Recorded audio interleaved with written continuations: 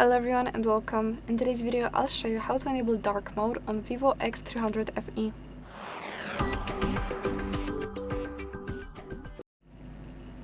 First, swipe down from the top of your screen and enable dark mode. As you can see, the screen dims and the widgets are darker.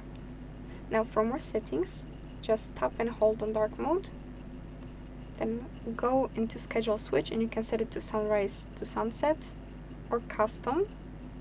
From 7 AM to 10 PM you have light, then throughout the night you have the dark mode, or you can set it for like a different hour.